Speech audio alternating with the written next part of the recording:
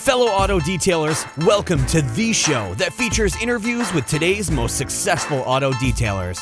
This is the Auto Detailing Podcast. Here's your host, Jimbo Balaam. What's going on, everyone? Welcome to this episode of the Auto Detailing Podcast, episode 300. This is incredible.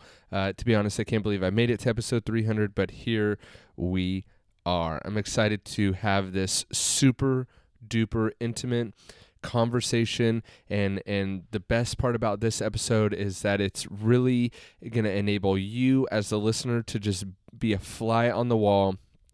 This episode was actually conducted about 4 weeks ago, up when I went to the Pebble Beach Concourse. The whole purpose really of me going up there was to experience the show and all that, but also there was this extremely special guest, and the timing just worked out perfect all the way around, and it really was just meant to be. And the interview that ensued was nothing short of incredible. The day that was spent with this person was incredible.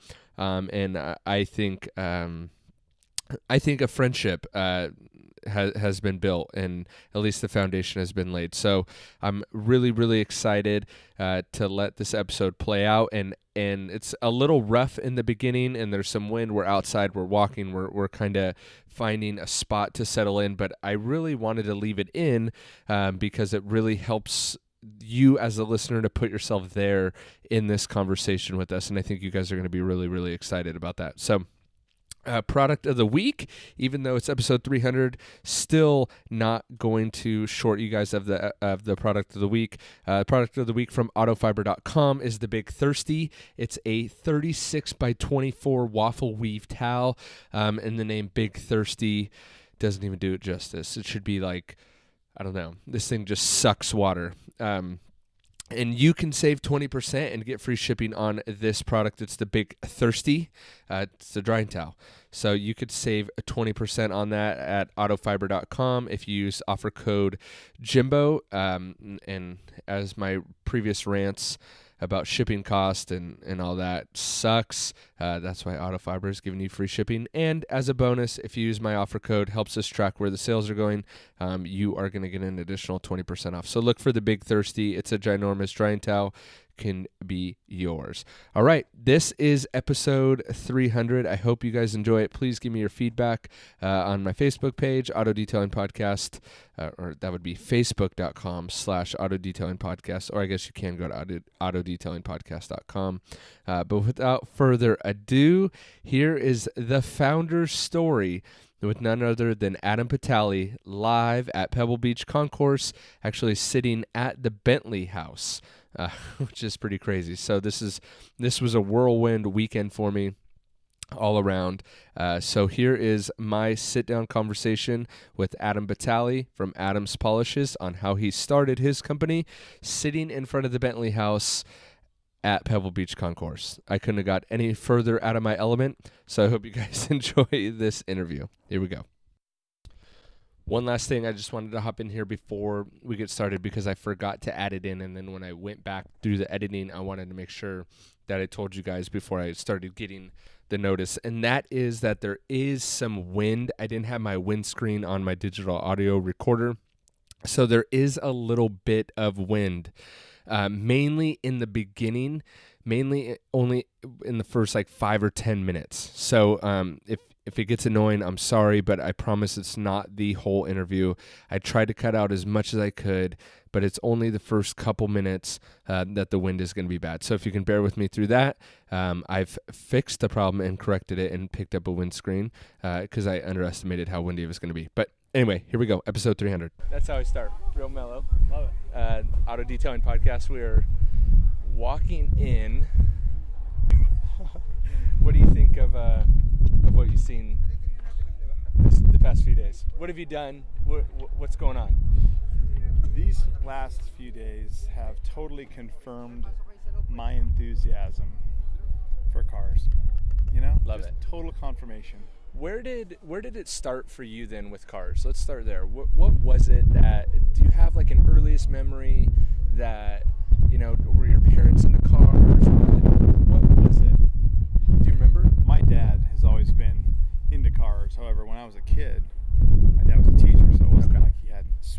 we didn't really have awesomeness. But he did eventually end up with a Porsche 924 baby poop brown. And it was the first car that he let me wash. Okay. And that was 1978. So I would have been 7 years old, and I would do the whole thing. And Dad would come out and dry the roof, and that was the beginning, man. That's when that started, and so he would, Yep. let me be into it. I'd go out there, do the whole thing. Then the next door neighbor came home with a brand new, I think it was a 1980 Toyota SR5 pickup truck. Yep. Yellow with brown vinyl. Yep. And he watched me do my dad's Porsche, and he said, "Hey, Adam, you want to wash my new Toyota pickup?" Oh, and that was even cooler to me than the Porsche. It was like a truck. Are you kidding me? Yep. Yes. And that was the first $5 I made cleaning was. And what year was that? That would have been 1979. Okay. Yeah. Wow. So you're only 8? I was 8 then. Yeah. Yeah. So it was that's it, and it just kept on. Just the enthusiasm, touching stuff, making it better. Wow, that's better now. Look at how nice that looks. And then the look on the guy's face after I'd finished washing it. It's pretty impressive at 8. Oh, he was into it too. He was so excited, and I was, of course, just tickled pink. At that point, right after that, my parents got divorced. Okay. And my, no more sports. No one was there to take us to any practice. How many siblings do you have? I'm the oldest of 3. Okay. So then we ended up.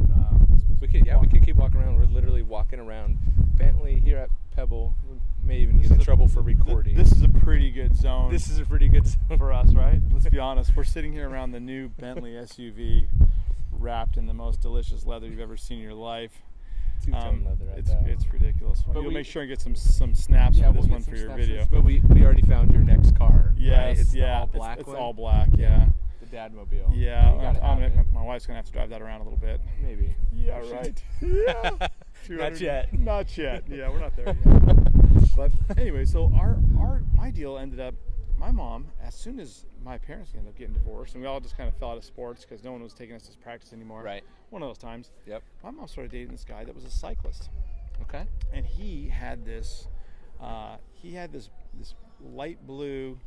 I want to say it was a Nishiki or something like that. It was a middle of the road bike. Right. And he did a 100-mile bike ride in Solvang, and it rained, so his bike got super dirty, and he had laid it down at one point and torn the handlebar tape. Okay. So I went ahead while he had left the bike at our house after the race.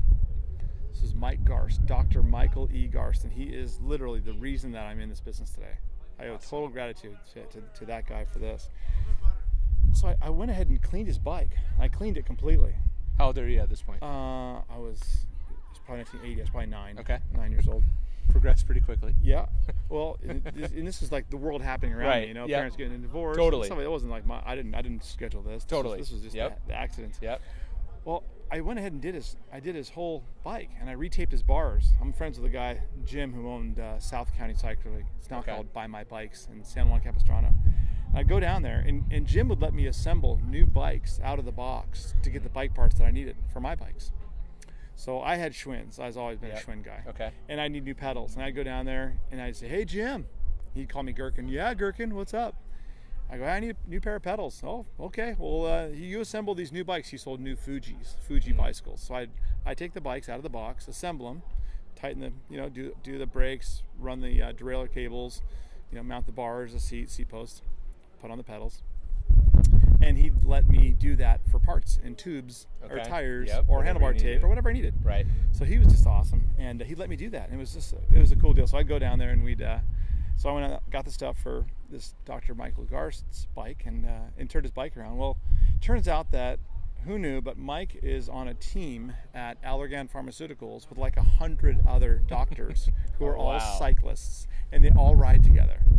Now listen, I never in a million years would have guessed that. Right. Couldn't have known. Right. So he ends up going and telling everyone, "Hey, this kid is a bike detailer." A bike detailer. Yeah, this kid's a bike detailer. Right. So you need to, if you want your bike turned around, you want your chain pulled off and scrubbed with a gasoline and a metal brush and re-lubed. This is the kid. He's gonna wax your frame. He's gonna clean your bikes and retape your bars. He's gonna replace the seats, go get, you want new, and at that point there were leather straps around your toe clamps. Okay. There were toe clamps run with leather straps. Okay. And Campagnolo had the ultimate ones, but Okay. so those wore out. Your leather straps, especially in the weather, Right. they would wear out. Right. So I'd replace the leather straps on the clamps and things like that. Wow. So he goes and tells everyone in the world that I'm the prodigy guy. bike detailer. Yeah, I'm a manual laborer in a bicycle Yes. epic proportion. Yes. And anyway, so my mom started bringing home bikes for me in her 75 green Volvo wagon. Yep. And she'd bring them home. And she'd bring home more. And she'd bring home more. Wow. And the business was going really well. And I remember one week she didn't bring home that many. And I said, I need an advertisement, Mom. I want to put an advertisement together. Can you help me make this advertisement? It's back before any sort of computers. Yeah. Right. So we created this. We created this pretty awesome little advertisement. She really created it. Mm-hmm. Took some stuff out of the phone book, a high wheel bike, and Adam's Bicycle Repair and Cleaning. Wow. All work completed in 2 days. Satisfaction unconditionally guaranteed. Contact Adam Pitale at 714-496-1311, my phone number, or contact Marianne Pitale at extension 4882. So that was my mom's desk. Okay. She was a receptionist at Allergan. Okay. And interesting. So she would then take the phone calls. Yep. She would take the bookings, book the my bikes, and all of a gosh. sudden, boom, business went gangbusters again. And I was Wow. pretty busy Right. doing bike detailing. Do you remember what you were charging per bike? No, it was all different because different people wanted Okay. different things. Got Some it. people wanted just wanted to have their bikes detailed, Right. cleaned. Other people wanted the tires updated, so they'd send home a bag of new tubes, new tires. They Got wanted it. to change the color on the handlebar tape. This is when tape, Yep. right about when tape was going from hard tape to the soft Okay. cushion tape. Yep. And cushion tape was just coming on. So a lot of people were like, I want to go to the new cushion tape. Okay. So this was during that sort of Perfect. whatever, And how did revolution. where did it progress from there? Obviously, you go to middle school, high school. Yeah. Where does it start transitioning to Cars. or car care, stuff like that?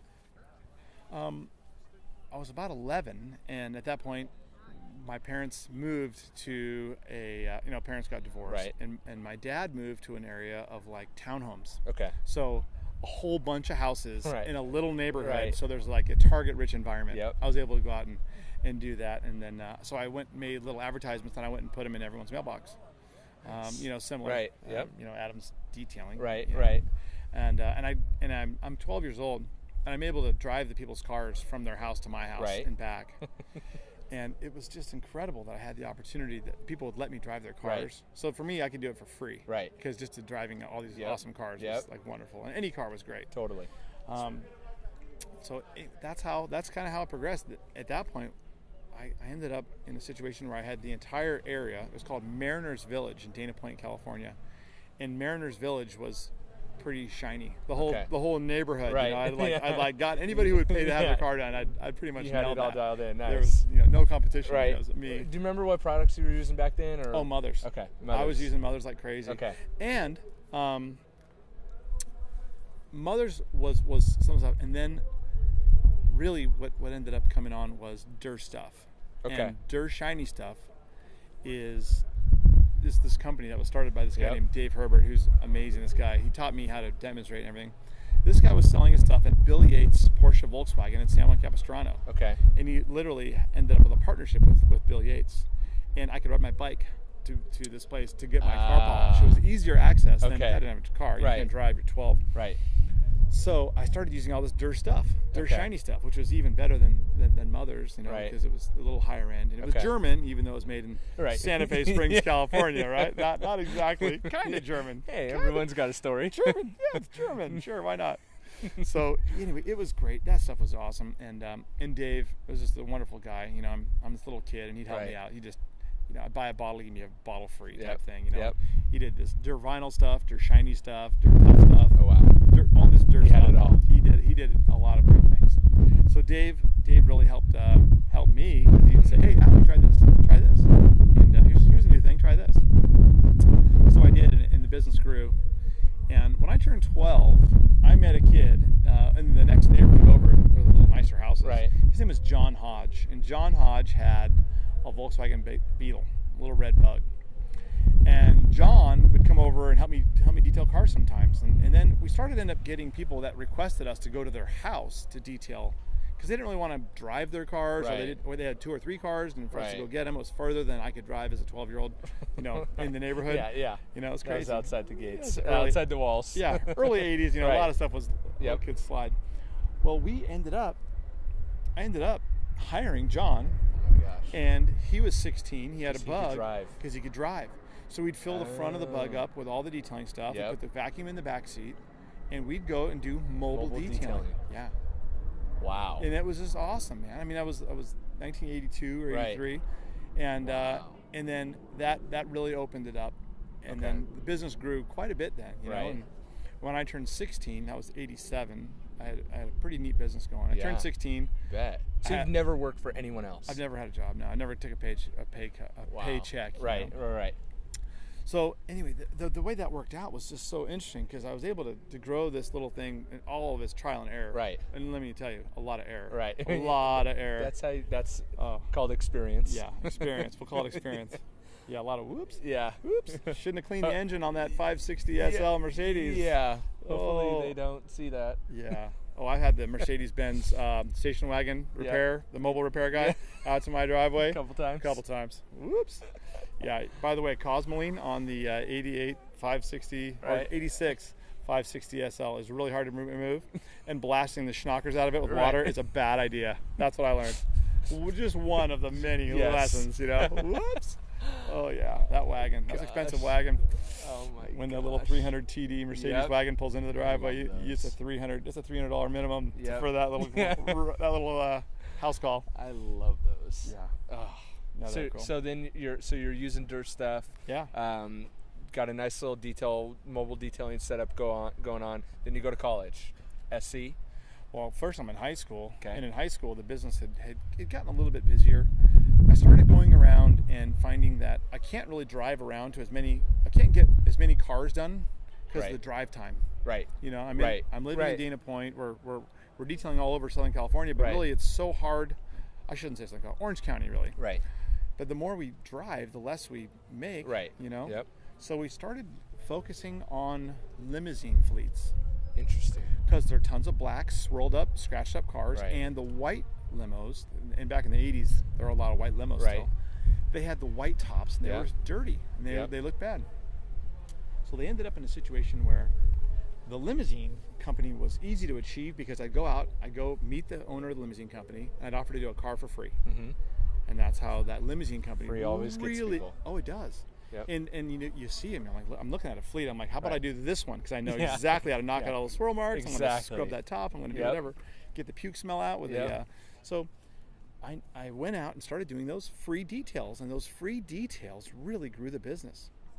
So I'm in high school, and in 1987 I turned 16, and I had 2 guys that were going to the local community college called Saddleback Community College, and I hired them. They had a Volkswagen bus, More room. more room, and I had them scheduled to go detail these fleets. So they go to one location and Yep. detail all day, Okay. and that made it a lot easier for us to sort of grow the business, Right. because the fleets gave us the ability to drive less and detail Right. more. Okay. So it was a pretty good gig, and we really grew the business like that through high school. And, Yep. and we had Mr. Chambers was my teacher.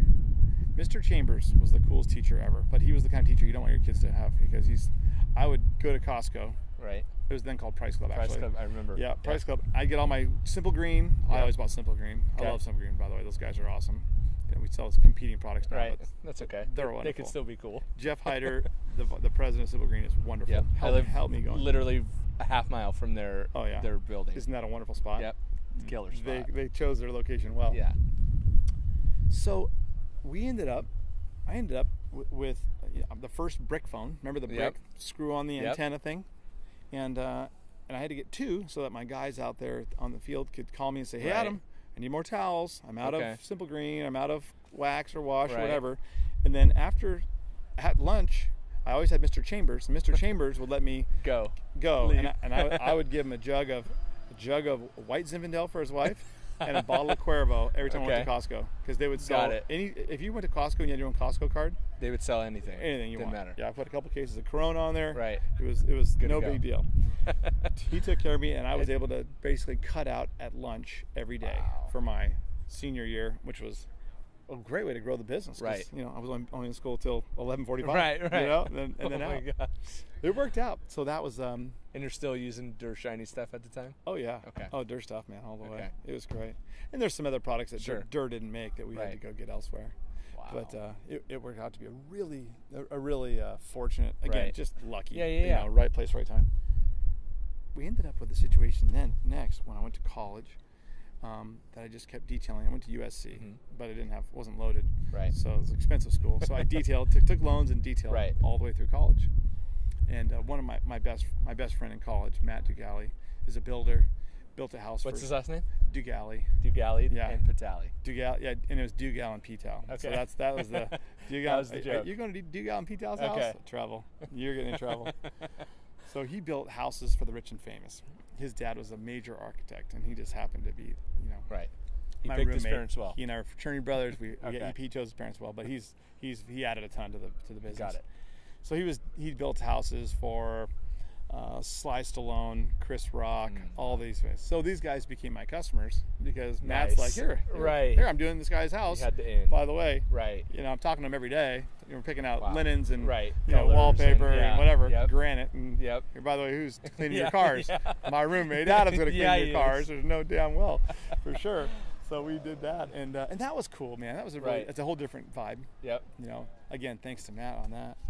So then after college, all the way through college, I did the same thing. Detailed enough. How long did you keep that fleet stuff with the limos going? It's funny. The fleet stuff went up until I left for college. Okay. And at that point, there was 2 guys that were doing the detailing for us, and I left.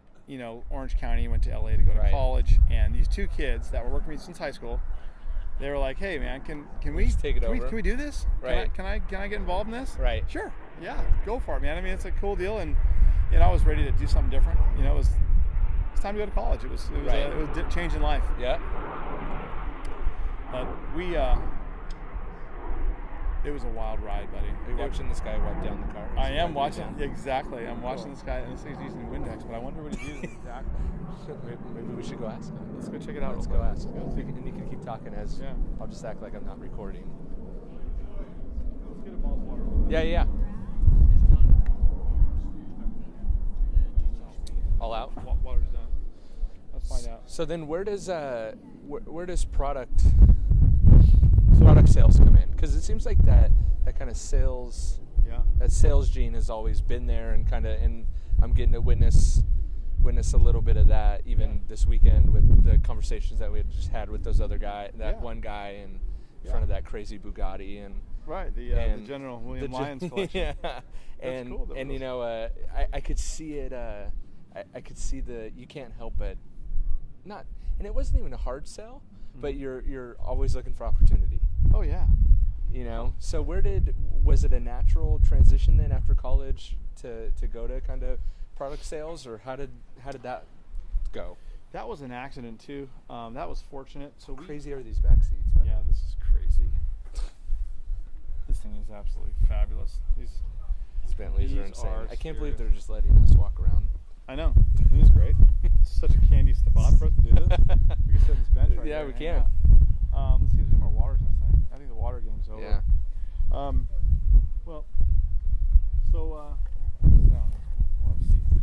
So basically, when it came time, when I graduated college, I had to get a real job, and I had to try to figure out how to do it. But instead of taking a real job, I tried to sell some real estate. Okay. Selling real estate is not a job. It's you sell something, you eat what you kill. Right. Yep.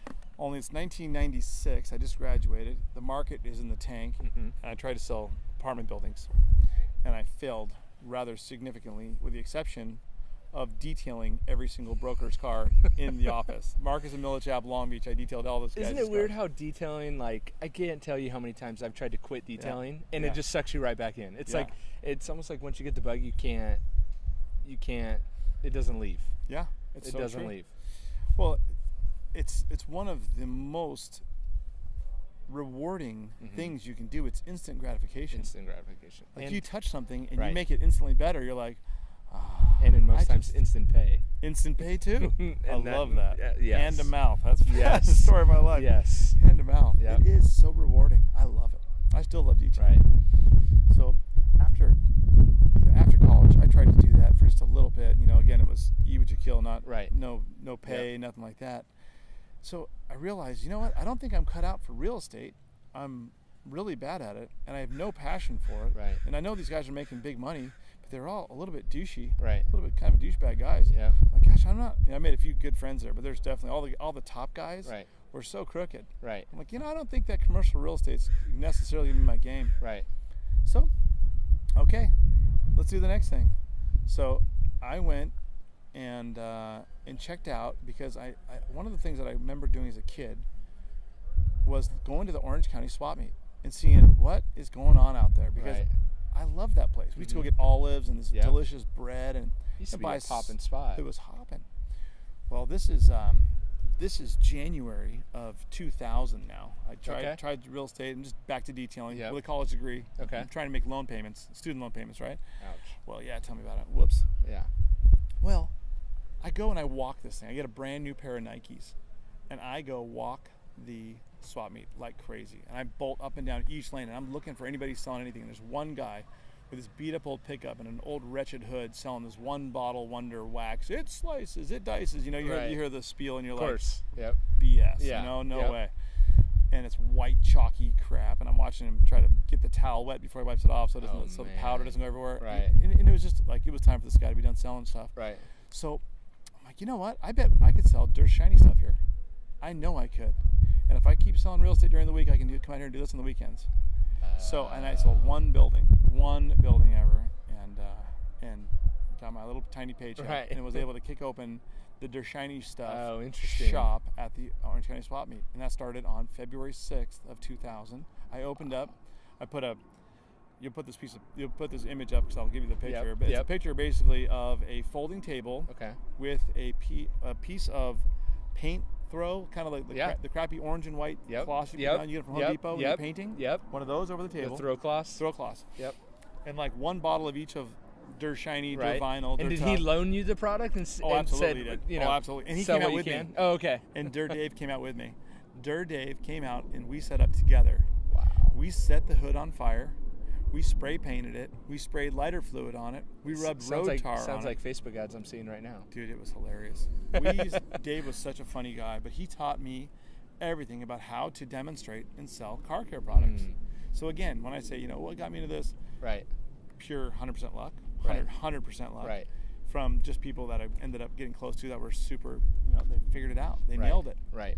So Dirt Dave had it figured out really well how to do. And he was doing good, selling products and stuff like that? No, he wasn't. He was doing terrible. Okay. The company, Bill Yates, old man Bill Yates of Yates Porsche Volkswagen, died. Okay. And the thing went to probate or something like that. And this guy that owned a wheel and tire shop in Costa Mesa bought it at an auction. This company at an auction for like pennies. Right. And him and Dave didn't get along well at all. So he was kind of in a tough spot. I needed some help, so I helped totally reinvigorate him. I started selling tons of stuff. And then we started combining everything into kits, and the kits was the hugest thing, because then Dave just sold bottles of stuff. Right. But you need the applicator to put the wax Right. on, the towel to take it off. 100%. And this is before microfiber, so Right. we're using diapers. So Right. I went to the Tidy diaper service, and I bought diapers. Yep. And I remember we had remember that them? same service for, I have younger twin sisters, and we used to get a diaper service for Tidy them. diaper. Yep. So they would sell diapers too. So I'd buy the diapers. And they were born in '96, so yeah, that would have been right. Right. Yep. Yep. Right then. So that Interesting. was the heart of it. Yeah. Wow. So I sold these Sterilite buckets, because they're made in the USA. They sold them at Target. I'd go buy, and I'd drive during the week. I'd go to every Target and buy all their buckets, because I'd buy them all out. Right. I'd go to the next one, buy them all out, buy them all out, and then I'd assemble these kits. Yep. I put together instructions, and I had instructions done, and then I had this girl who started to help me do some general work, and she was from South America. I forget her name. I'll think of her name. But she helped me translate all the instructions into. So I did step-by-step instructions, and then I did paso a paso instrucciones. Okay. So everything in Spanish. Is that how you learned your Spanish? I grew up in San Juan Capistrano, where there was just mostly Okay. Spanish-speaking people. So Okay. I learned how by doing that. Got And it. I've always had people that are helping me that were Spanish speaking. Okay. And then I started in 7th grade taking Spanish. Got I it. took it all the way through college. Okay. And then I learned how to speak Italian by living in Italy for a year. Wow. That's another story. But I'll tell you what a wonderful thing to speak Spanish in Southern California. Yeah, It's great. it helps. It helps a lot. It gets you through a lot more of the Yeah. a lot more people know what you're talking Right. about. You Yep. can speak it in 2 languages. Totally. Especially when you're not expecting it. No, it blows people's mind. Yep. And I'm a white guy. They're like, what? Yeah. Speaking Spanish? Super confused. And I speak dirty street Spanish. Like, Okay. "Que onda, way?" Which means, dude, what's up? You know? But in a dirtier way. than Right. Right. that. I speak dirty Spanish. So anyway, so we started putting together these kits, and the kits were just really Killing it. They went well, yeah. Right. And the booth grew, and my setup grew, and I went and leased a new truck. I was in What was it? It was an F-150, Okay. a 2000 F-150 Lariat, Yep. 4-wheel drive, Yep. black camper shell, The extended cab? extended cab. Yep. Yep. The back door is open suicide. Yep. Yep. 5.4 liter V8, which had no nards. That thing was absolutely gutless. And got 4 miles a gallon. And got lots of bad mileage. But you know what? It was it looked really nice. Right. You know, It sold did. it. It looked a lot nicer. It sold a lot of stuff. I'll show you the pictures of that. Yep. But it was a nice setup. So it just kept growing that business and kept going. And one day, by the way, you've gotten that every single thing that's happened has been total fortune by someone Totally. else entering my Yep. world and Yep. doing that. The next fortune was this guy named Ron Vogt came up to me. This guy has Oakley iridium blades on. Remember? Total gold. You can't see your eyeballs. They look Right. like spaceship. Right. Yep. Okay, Oakley iridium blades on. He's got a white hat on backwards. He's got long gray hair Right. coming out the back, right? It's just like, who is this guy? What in the hell? Right. This guy, it's 9:30 in the morning. This guy's at the end of a 24-ounce beer. Okay? He's already got the last few sips, and he's already at the end of a big fat stogie. Right. This guy walks up to me and goes, "Hey, you a detailer?" I'm like, "Yeah, I'm a detailer." He goes, "Oh, listen, I got a problem." I go, "Oh yeah? Tell me about it."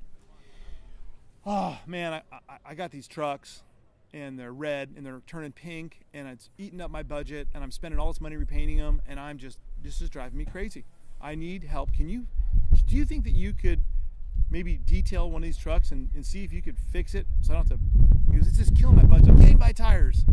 You know, these trucks. I'm just spending all my budget on these trucks, Yep. on these tires. I mean, on this paint. I said, Right. yeah. I said, I don't know, man. I mean, this guy just comes out of Right, nowhere. right, like, right. Dude, Blindsided. He's got a big belly, you know. He's Right. a funny guy. And I go, "Hey, man, I'll love to do it." You know, at this point, I'm like, I'll do anything. Right. Totally. You know, I'll You're do like, anything. I just need to eat. Sure, whatever, you got Right. it. So I go, "Do you have a card?" He goes, "No, do you?" I said, "Sure." "Yeah, I got a card." Turns my card over, writes down his address, not even a phone number. Right. He goes, "Can you come see me tomorrow?" It was Sunday, so he said Right. Monday. I said, yes, sir. He's like, better than going to the real estate office. "What? Anything? Yeah, Right. anything than that."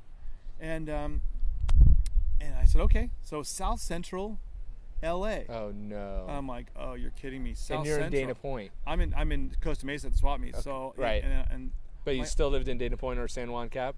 no, at that point I'd moved after college. Uh-huh. I'd moved straight to Redondo Beach. Okay. So you're out that direction. I'm You're out at that least direction. you're living in that direction. Yeah. Not.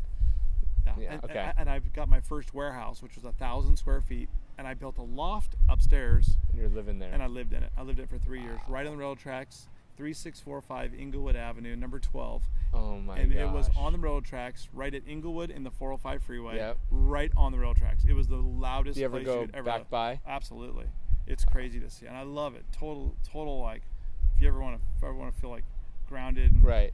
that's humility. That's awesome. I'm glad I did that. You know, it's Yep. like total. That's very Humbling. That's very humbling. Yeah, Yeah. It's absolutely Yep. very humbling. So we ended up at a situation where I go see this guy, and I go to that address, and at that address is the Coca-Cola bottling plant. Oh crap. And I pull in, and I'm like, no effing way. This is No crazy. way. So I pull up to this address, and Right. there's these guys working on trucks. It's the maintenance yard Yep. for Coca-Cola. Okay. They had all their union working Mhm. dudes working on these trucks. And I walk in there, and I pull up and I park, and I go, "Hi, I'm looking for Ron Vogt." And this guy comes walking out, you know, white shirt on, super clean cut, gray hair. He goes, "That's me, son." You're like, no, it's not. way. Oh, dude, that's hilarious. Oh, what a difference a day makes, right? What a difference a day makes. Right. Oh, dude, this guy man. cleans up well. Turned it around. Totally. I'm like, what? You're like, Ron, it's Adam from the swap meet. He's like, oh yeah, come here. Grabs me, throws me in a golf cart, and we just bolt off. And he's like, all right, look at all those trucks. Boom, we're just going through the fleet. And all these trucks are literally turning pink. So the whole front clip is pink on all these trucks. They have the white little Astro vans and Aerostar vans. Yep. They were the ones that service the local liquor stores and little places like that. They'd refill the small places that you couldn't pull a big full-size truck into. Well, he's walking up and rubbing his fingers on them, touching them, and they're chalk. His fingers pulling white off. He's like, look how oxidized he is. He goes, I'm spending my whole budget painting these vehicles. It's driving me crazy. He goes, what do you think? And I says, I'll be honest, Ron, I don't know, but I'll help. But I'll try. I'll figure it out. Right. I'll figure it out. I will eventually. So I get my little bucket of stuff, and I bring my dirt stuff with me, and a little caddy, and I went and rubbed by hand a little bit on the pink just to see if I could pull it off. Right. And it barely lightened it at all. Just barely touched the pink. Turned it dark pink instead of light pink. But I didn't do the thing. Right. And he looks at it and he goes, gosh, you'll figure it out. Let's go. Come on. Back in the thing we go. We drive around. He goes, okay. I said, this is incredible. I'd love to do this. I know. I'm confident that we can figure out how to do this. I go, how many vehicles do you have? He starts thinking, 20, 30, I got 30 over there at that plant, this plant. He's just kind of, going through the numbers, mumbling to me. Right. 3,400. That's what I do. I started laughing. I'm like, you are kidding me. 3,400, Ron. He goes, yep, 3,400. I'm painting them every 2 years. He goes, it's crushing me. Right. I said, yeah. Wow. The body shop loved him. Oh, they loved him. $2,200 a truck. That's what they were charging. Every 2 years. You couldn't even, every time we got done with them, you're back to the repaint. So anyway, it ends up being that we get the contract. We have to get through 1,700 vehicles a year to make his 3,400 hit. So what does that break down to a week? Well, it was 11 a day. We had to do 11 a day. Oh my gosh. And by the way, you can't start until 3 p.m. because the trucks don't come back from their route until 3 p.m. And they start loading them at 4 a.m. So I only had from 3 p.m. till 4 a.m. And what are they paying per truck? $220. Okay. $220 a truck. And then we started doing the vans. The vans are $175. We have to hose them out. There's so much soda, syrup, and stuff. We literally scrub out and blast out. We had to polish the wheels, polish the tanks, polish all the stainless, the horns, and all the mirrors were all stainless. We had to polish those. So at the end of the day, we had a pretty awesome business going. Heck yeah. But I was losing money. It took us 3 guys 3 hours to do a truck. And that math didn't work. Yeah. That's 9 man hours per truck. It didn't work at all. So I'm screwed. I'm like, oh shoot. Right. So we ended up with a situation where we started mixing products together to cut steps. Interesting. And we started mixing the steps to reduce the time. Right. And we would do the rubber around the windows. Right. Before we did the glass, so that we'd have to go back and clean the glass twice. And then you started the getting tires efficient. and wheels. Right. Yeah. So we started really studying and doing a time study on these trucks. And it worked out really well. And then we started going to the chemical manufacturer. And there were 2 chemical manufacturers that we were working with. And I'd take a tub of 2 different things. Are they still around? I'd say, yeah, both of them are still around. Yeah, both of them are still around. One was Granitize, and one was Warner Chemical. Okay. Those are the 2 that we initially started with. Yep. We don't do business really with either one now, but they, by doing the business, by bringing them 2 chemicals, and I'd say, hey, listen, I need to get these 2 chemicals to work together. But I'd mix one white, nice smelling cream with another white, nice smelling cream, and they turn into like brown slop. Like for some reason, the surfactants, the emulsions just didn't work. Right. So my guys are sitting there shaking the bottles nonstop, trying to get stuff to stay together so that it would even stay on a pad, not just sling. Right. It was a mess. And is it straight rotaries at this point? Is it no, straight rotaries. We're cutting heavy oxidation off these trucks and vans. So we end up getting a few different chemicals together that would work. And then, by the way, we had to get the stuff to dry at night in the California wet nights. Right. So then we bumped solvent content way up. Okay. Because we had to get it to dry. So the only way to get to pop was just to increase the solvents. Got it. And that was turning. And then we ended up getting all of these, those halogen work lights you get at Home Depot? Yep. They got on a stand? Yep. So we get those things, and we had to make custom stands that go up really high, so we Right. could actually get stuff to dry. And then we'd have to run cables to the four corners of the lot because we'd pop. You can't; those things draw so much that we would pop the circuits, the breakers. Yeah. So we'd be running cables. We had 300 or 400 Everywhere. feet. Oh yeah. And then at the end of the night, we'd get these trucks done. And at the end of the night, you know what a fifth wheel is? Yeah. The grease on the fifth wheel. Yep. Fifth wheel grease. At the end of the night, we would have to gasoline wash all of our hoses, all of our cords, all of the vacuum hoses, the pressure washer hoses, because everything's covered in fifth wheel grease. Because we're cleaning these trucks that just have fifth wheel grease everywhere. And it was a messy job. So everyone smelled like gasoline. I mean, thank God no one smoked cigarettes. It would be like seriously fire everywhere. Right. So it worked out to be a pretty long night. And we kept this thing alive. And meanwhile, the business is growing at the Orange County Swap Meet. Right. It's going well. And at the same time, our business with Coke kept getting bigger. Right. And bigger and bigger. And they were like, yeah, more, sure. Yeah, let's do it. They also had their vice president cars, the reps. Yep. They drove Dodge Intrepids, Chevy Luminas, and Ford Tauruses. You're doing everything. I'm doing all these cars. Reason being, they're washing them. The problem was the wash. They were washing them with degreaser. So it was that was seriously oxidizing. So once you went through a cycle or two and you figured out the problem, you could figure out how to correct the problem. Yes. So I met the guys doing the washing. Okay.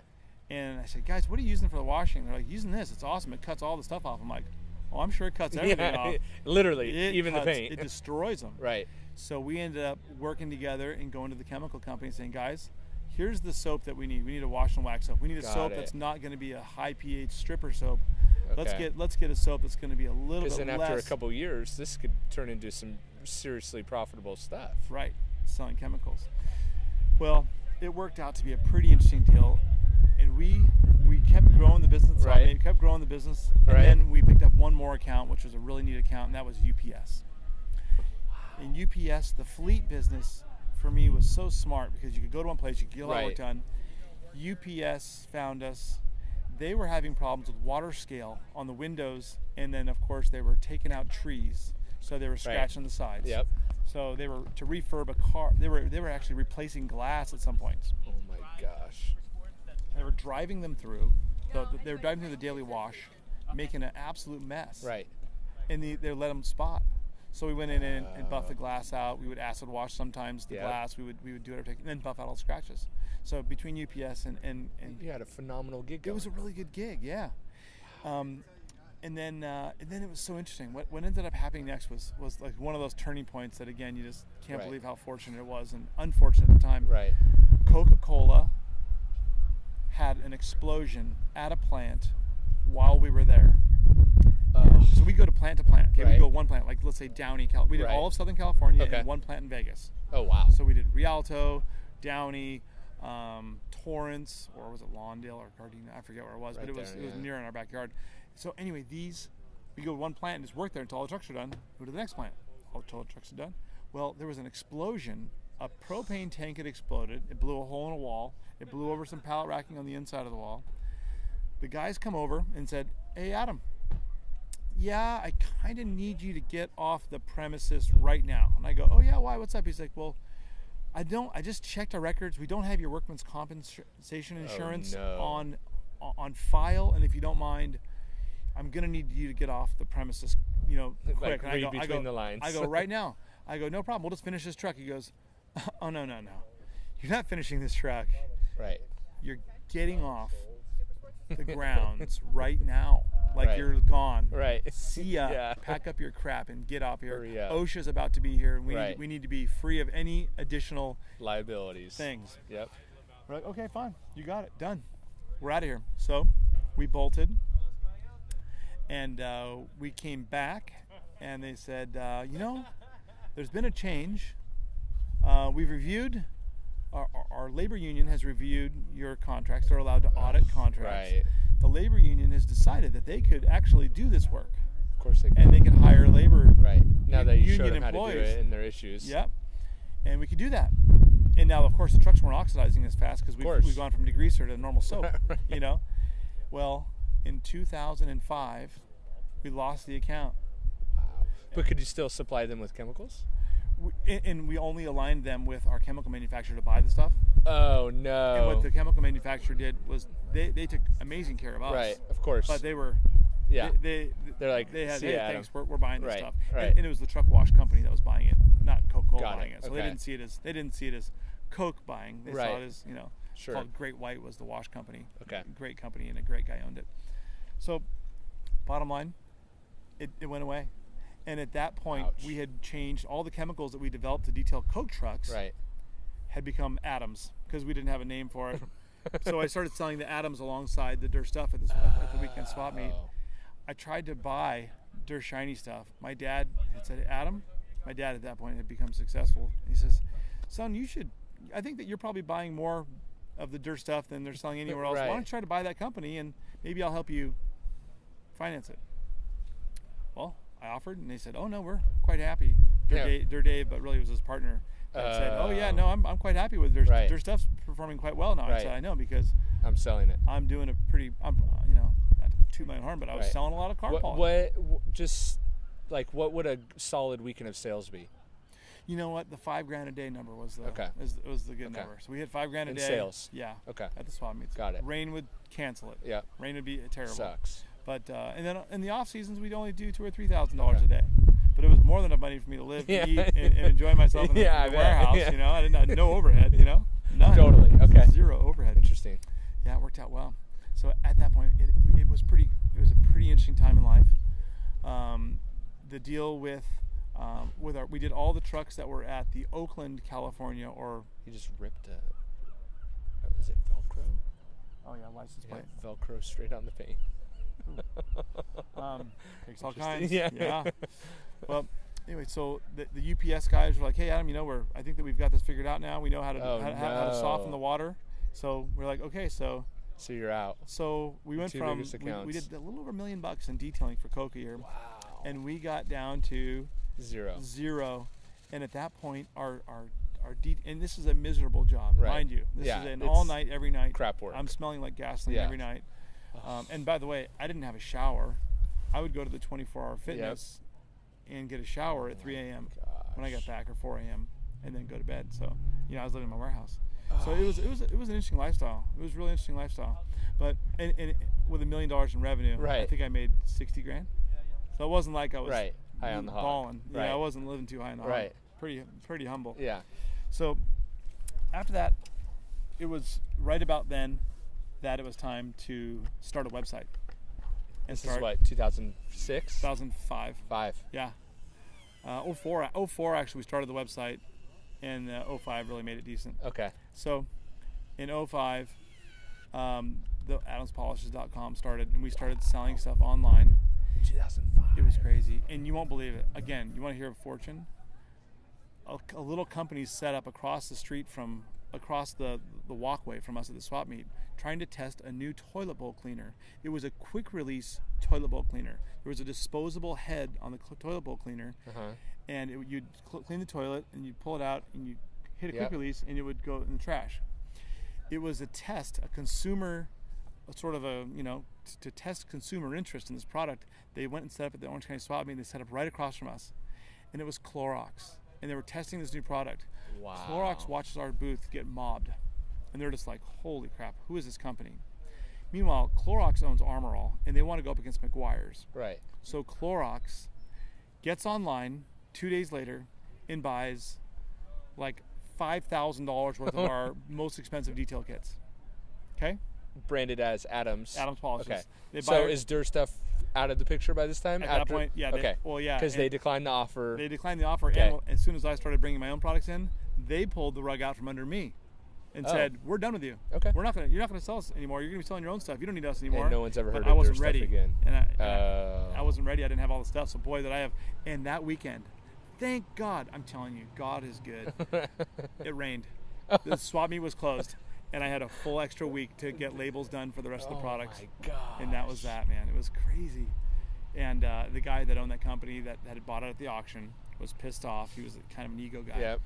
And he was pissed off at me, and he's like, you know what, no. And then it went away. The company Right. just folded. So did Clorox try to?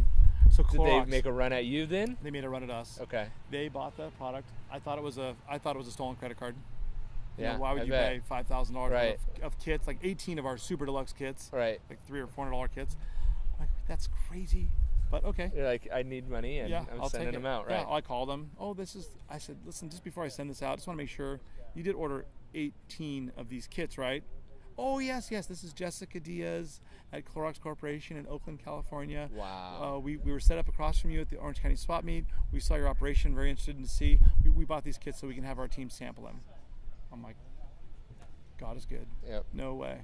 So, Wow. boom, sent them off. Got the call from this guy named Larry Popelka, who ran a division of Clorox called New Ventures, and they try to buy lots of brands. They own Brita Filter, they own Okay. Ziploc, they own Glad Oh, wow. Bag, they Yep. own Sanford Charcoal. They own a ton of brands, and they wanted to buy our brand to go up against McGuire's. Well, Adam's Polishes. and they started buying stuff from us in mega quantities. It was crazy. We got under agreement, got under contract. They're going to buy us. They did a test. In the retail test, they took us to Virginia Beach, Virginia. And I just met my now wife, my girlfriend then, and we went and lived at the Hilton Oceanfront in Virginia Beach, Virginia. Virginia Beach, Virginia has the most balanced population. They had the military base, which is a big middle class. They have a low class population. You know, some pretty. There's different poor areas of Virginia Right. Beach. Then there's a really high end, Interesting. expensive area. Okay. And Good place so to test. all three socioeconomic Yep. zones were represented. So we went there for a summer. I did an infomercial with JB from then Fox Sports. Now Okay. he's at CBS. Yep. We did an infomercial together.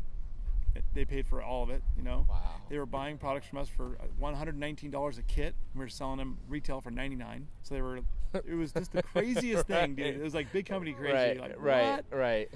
It was such a learning lesson. We learned so much. And if it wasn't for that, the amount of exposure we Right. got from that was so much. Wow. We never would. I can't imagine we'd ever be here. That was just propelled you guys. just luck. And what was in luck it of the for draw. them? Well, they wanted to make sure that Adams Polishes could be a $100 million company. And that's their goal. They only buy companies that have the potential to be that. So after the test, Got it. they did the test. The test lasted almost a year. They grew our company like crazy. We went gangbusters, Yes. of course, because we never Right. would have sold that much. Right. After that, they took and they went ahead and said, okay, we're ready to do this, but we're not quite ready yet. Well, can we extend the contract? Sure.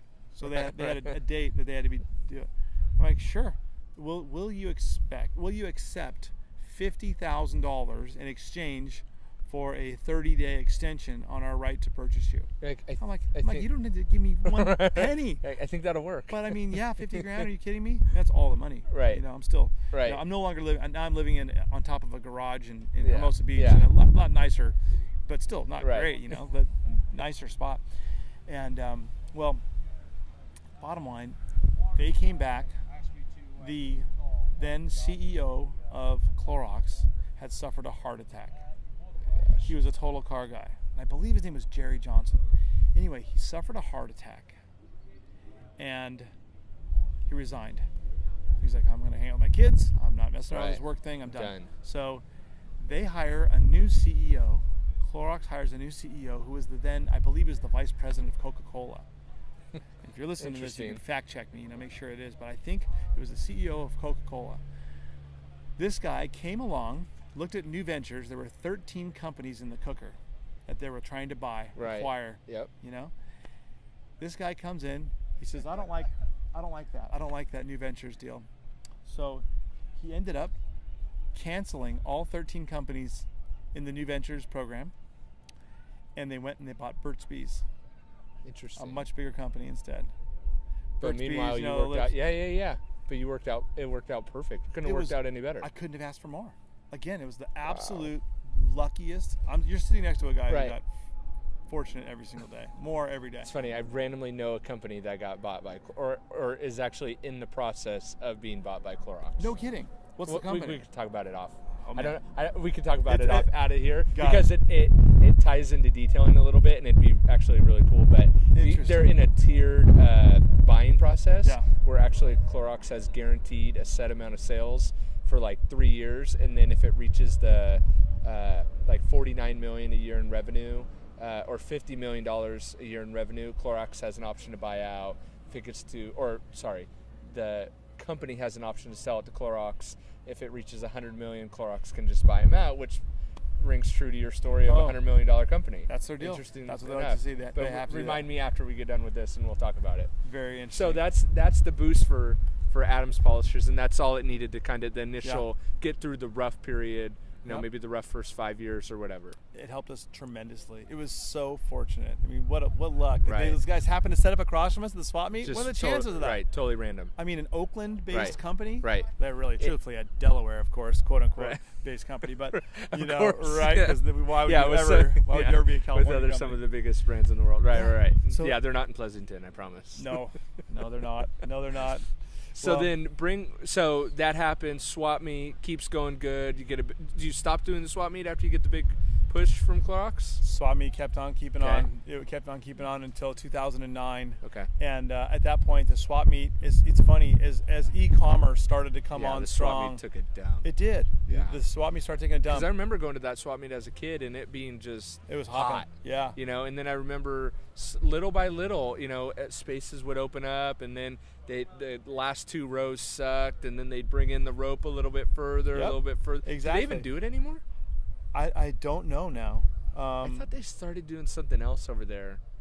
Can't remember. I should know, but no, I don't know, because it went down to where there was mostly blacktop and hardly any vendors. Yep. But anyway, we ended up, our e-commerce site started to pick up. Still did some detailing, but not a lot. And you had to get out of California.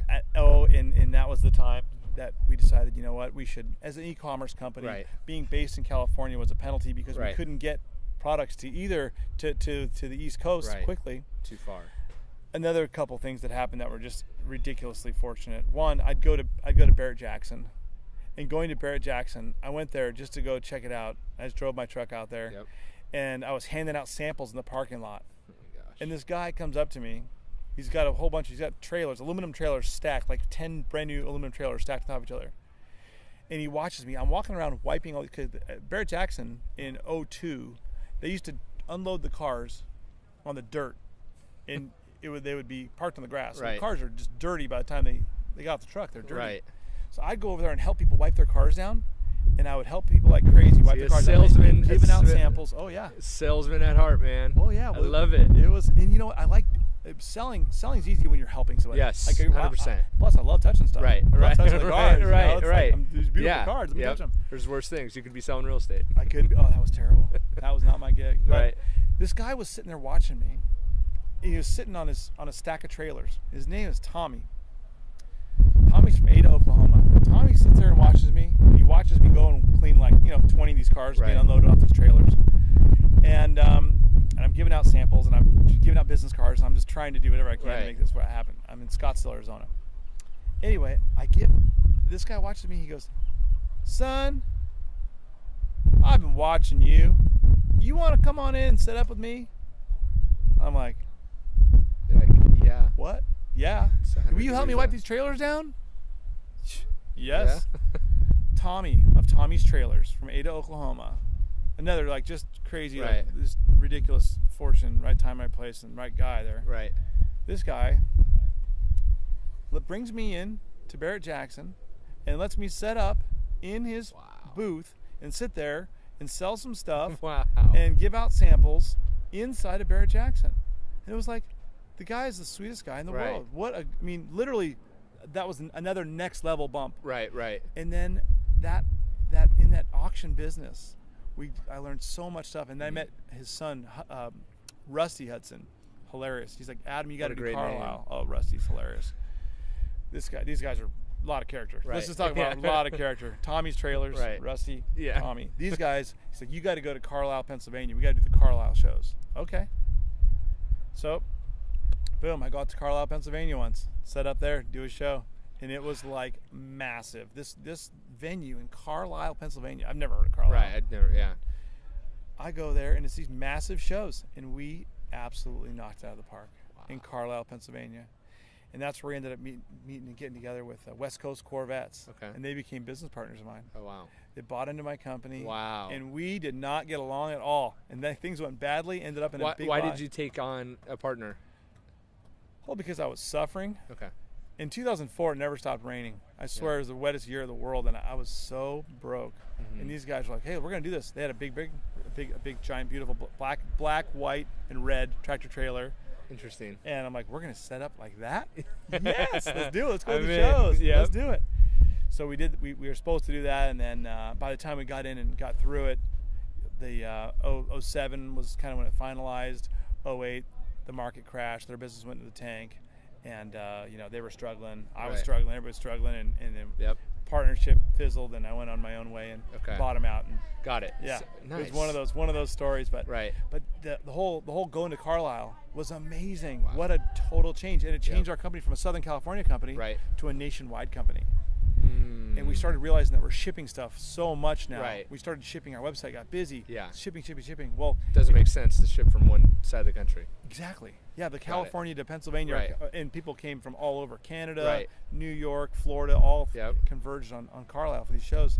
Wow. So it was time to pack it up. Yeah, And like, that's how okay. you landed in Colorado. Yeah, my wife, my then girlfriend, and I started looking at places to be. We said we got to get west, we got to Right. get east. We're too far right now. And she's from Idaho. She's from Idaho. So she was a long way from home. She didn't want to be in Southern California. We were Okay. in a lot of traffic, a lot of smog, Yep. and people quality is a lot different in Yep. LA than it is in Colorado. 100%. Hate LA. So we packed up and we moved, man, and it was we moved in 2007, and then the company moved in 2009. Yep. And that's a whole story. That's a whole other story. I told you a little bit about it. We heard It that was over crazy. lunch. That was insane. Yeah, it was just one So of those. take us up to speed. I want to go like where Adams is. I know we're gonna jump over a million different things, No, and it's too and long I'll have to come out to Colorado, and Oh, you have to. we'll do it. Check out the facility. Yeah. But so where what I really want to hit on is like where is Adams today, and then where's Adams in 5-10 years? Where do you see it going? Where do you want to be? What's the pipe dreams? What's where's it at today? So today we have been crazy blessed. I mean, the business has grown really, really exponentially. Yeah. I think that we are going to be 4 times the size in 2017 that we were in 2014. Wow. So it's really had some incredible growth. Part of the deal, honestly, I quit drinking. I started taking the business way more seriously. Okay, that may help. That really did help a lot. I trust. When you trust don't me. face plan into food and stuff. Yeah, making bad choices doesn't help your business at all. So I took on a business partner who's an investor who's extremely shrewd and a really bright guy. This Scottish guy. He was the CEO of Coors Tech. Okay. And just a bright guy. And I got to imagine, I mean, I don't want to go down this rabbit hole because I think it gets too personal, but I would just have to imagine that cash flow and managing all these moving parts and having to, move and buildings and I mean that is just capital intensive to the hill. I would think. It's crazy. Well, we're buying a building right now. We grew out of our building. We're buying a building. It is capital intensive. So I get it. Bringing on, someone for money, yes, but also smarts. I mean, you got to be getting to a level now where I mean it not only is it expensive, but it's also like I've never had to make this decision before. Oh. You know what I mean? I don't even know what decision to make. Absolutely. I mean, so if you really want to take it to the next level, in Colorado, we call it over your skis. You get a little over your skis. You know what I mean? You're and I was over my skis. Yep. I'm well over my skis. Yep. Remember, I'm a detailer. Yep. I am a detailer. Yep. I'm a sales guy, but I'm a detailer. Yep.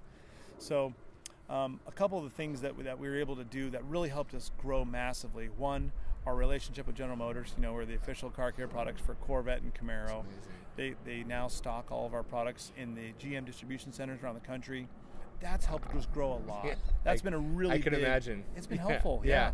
They use our products in the Bowling Green Corvette plant. That's kind of a cool. That's just a cool to accolade. say. Yeah. But then it also, when people are considering buying a new Corvette, 100%. the Stingray happened to be a super successful launch. Okay. The C7. Yeah. And that was love that car. Again, when I tell you, please, it is we're the recipient of good fortune above all else. But it just so happened that we got that deal to be the official car care products of Corvette when the C6 came out. Right. And then the C7 came out, and all of a sudden it blows up. Right. They want to know what to use. Oh, what are they using in the plant? They're using our stuff. Right. It just was like such a win. Wow. And it was just fortunate. Right. It was just fortunate. Yep. Good fortune. Wow. So that's part of what's going on. So moving forward, you say what's going to happen moving forward, and moving forward, our relationship with OEMs is growing a little bit now. That's a main more than focus. ever. It helps. Okay. Excellence. We provide videos. Our biggest thing is how-to videos. Yeah. How do you get that result you're looking for? How do you fix those headlights? How do you Yep. get those swirl marks out? How do you do that stuff? That's been a big part of our business. Okay.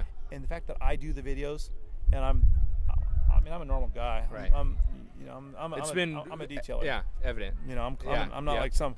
Oh, let me tell you, I'm the greatest thing. Yep. I'm not the greatest thing. We've been hanging out with the hoity-toities. Yeah, we're hanging out with the hoity-toities, and I'm not one of them. Me and you both, man. You and me both. We're normal. Feet on the ground. I hear you. Yep. So, those relationships are really helping us grow Yep. a lot. And it's just, again, pure 100% luck. Right. Just we showed up at the right place, Yep. right time, and Yep. God smiled on us a little bit Yep. and really made things come together. But those relationships have helped really make things go stronger. We got some other neat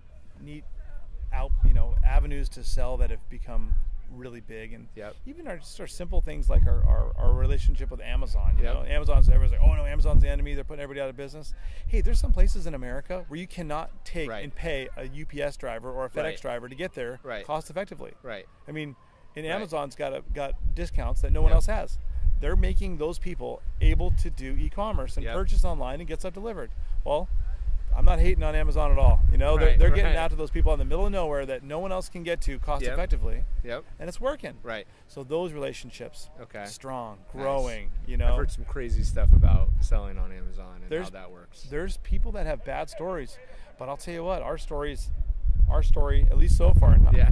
knock on wood, Right. it's been helpful to get to those, because those people complain, hey, Yeah. I can't afford it's $10 for a product and $36 to get it to me. Oh, Well, no. that's interesting. I just bought a product 2 weeks ago. It was $17 for the bottle, 11 in shipping, and took 5 days. See? And I said I'll never do that again. Absolutely. That's stupid, because I could buy more product with that $11 that I spent in shipping. Why would I do that? Bingo. Like, it's crazy, you Yeah. know. When and the expectation is because Amazon's setting that expectation of sometimes I get free same-day shipping, let alone 2 days. Yeah. You know what I mean? And I get how it could be hard, but figure it out. Find the angle. Change with the times, That's it. What's your favorite Adams product? Probably the H2O garden gloss. Okay. Yeah, it's a pretty neat stuff. It's a water-based sealant, so you spray Yeah. it on a wet car, rub it hard with one damp towel in one hand, finish it off with a nice dry towel in the other. It's such a cool way to make your car perfect. It's so fast. And I'm a car washer. Yep. I'm a car detailer, but Yep. I like to I clean my cars. stuff. Yeah. Yep. Waterless wash is probably a close second. Okay. I clean all the stuff all the time. Yep. Yep. Literally, I'm always Cleaning. cleaning something. Yep. And I usually, the first thing I do when I drive into work Yep. is I clean whatever I'm driving. What about do you ever use your product at home for home uses? Oh yeah.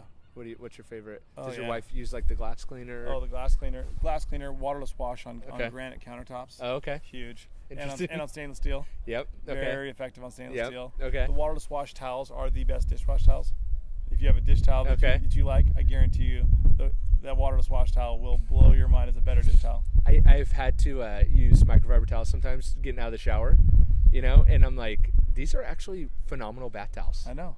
It's crazy. Don't let the word out, though. Apparently no one else is going for it, It's interesting. But yeah, there's a market for all kinds of stuff. Home care and Yep. thought about It's crazy. If people want to buy products, if they want to follow you guys on social, how can they do that? I know it's probably obvious, but Yeah. or if they want to follow you, how about that? If they Well, want to see what you're doing. I think it's pretty important to give high fives and accolades to our marketing team. Yep. Because we didn't get into the more recent history, but what changed our business, and one of the reasons that I think that we've possibly going to 4x our revenues in the Yep. last 3-4 years, is our marketing team led by Matt Butcher. And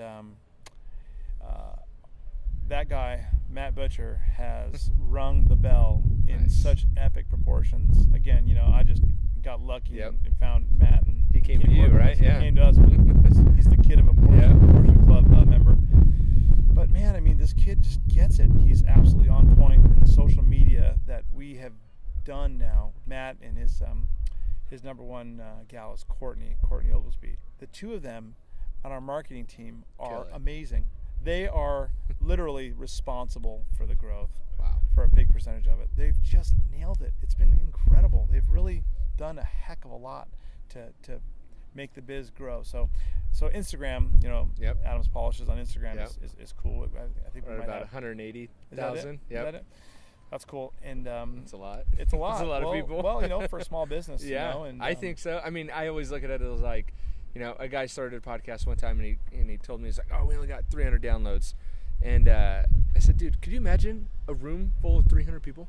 Yeah. Like, could you imagine 180,000 people sitting in front of you? It's crazy. That's right? insane. I agree. Like, that's insane. Are the girls done? No, I was just looking, I was looking to see how many followers. But if you've already checked it out, I think it's right around 180. That's cool. Well, and we were at 100 a few months ago. So it's just That's insane. That's Matt. Yeah. He gets it. That's awesome. He's changed the way we appear online. Wow. So our That's huge. Instagram, the Facebook a little bit. Mm-hmm. But one of the things that's really crazy is our forum. We have Adam's Forums. Mm-hmm. Right? Talk about a trip. Right. Adam's Forums. We were the first one to have a forum of all the, before Mothers and McGuire's and Okay. anybody else Yep. had a forum. Yep. We had Adam's Forums. We started in 2008. It was very successful. And now we have like 15,000 of our customers Wow. on our enthusiast forum. And people say, hey, I was trying to work on this wheel on my Right. on my Whatever. Ferrari 458, and I was worried that the wheel cleaner was going to hurt my ceramic rotors. Right. No, you won't. Other Right. people chime in. I have that same car. Right. The product works fine. Don't worry about it. So cool. Avoid the direct sunlight and don't be tracking the car and then instantly, Right. blast your car. Right. Don't be stupid. That's But awesome. but yeah, so customers interact and give other customers. But 15,000, we only have 200,000 customers Right. total. Wow. And we have 15,000 of them are on that. That's It's like pretty significant. it's cool, and that's a really interesting thing that shows loyalty. Yeah. We got about 1,000 people that'll buy anything we sell. Right. Like if Anything you we put a label put on. anything Yep. a label on, we better have at least 1,000 of them because we're gonna have those. Wow. It's like, how humbling is that? It's so cool. Insane. You know? Well, I appreciate you taking the time to hang out with me. I feel the same way. I'm just like a lonely detailer that started a podcast, and here I'm at freaking Pebble Beach and Hanging out in the Bentley tent. hanging out in the Bentley tent. No big deal. And- Actually, the Bentley mansion, right? The Bentley mansion, and I think they're gonna do an event or something. I don't know. More people seem to be coming, and Yeah. or they're gonna drive out because now license plates are on, and Yeah. We're probably over our skis. we're probably over our skis. I agree, but I appreciate you being episode 300, and Yeah. it's exciting. So I hope this is just a start. I'm glad we So, did this. I'm glad. This is cool. This is cool. I don't know how long you get a full day-long interview. That's full. That's it. Oh man, was that not the coolest episode ever? Woo! And if you made it all this time, we're in well over an hour. Thank you to the listener for making this podcast possible and helping me get to episode 300 to 300 more episodes and beyond. This train is not stopping. I'm just meeting way too many cool people. I'm hearing way too many cool stories from you guys. So this episode was really with you in mind as the listener. So big thanks. I love interacting with you guys. I love hearing from you guys. Big thanks to Adam's Polishes as the crew for having him come out and running the shop while he was out in California. Big thanks to Adam Pitale. Big thanks to his wife for hanging out with my wife while me and Adam were kind of doing our thing. And again, thanks to him for just an incredible concourse Sunday. The stories and memories will live forever. And I'm glad I could kind of wrap some of that up into such a monumental episode as this one. First detailing podcast to 300 episodes. And dang it, I'm going to be the first to 1,000. So can't wait to get there. Thank you again to the listener for, supporting the show, helping us out. Hope you guys really enjoyed this one. And I hope that it's going to be one that we come back to time and time again to hear Adam's story. Big ups to Adam again. Thanks, Adam. And I will see you guys, or not see you, but I will hear you right back here next week for episode 301, Bringing the Heat.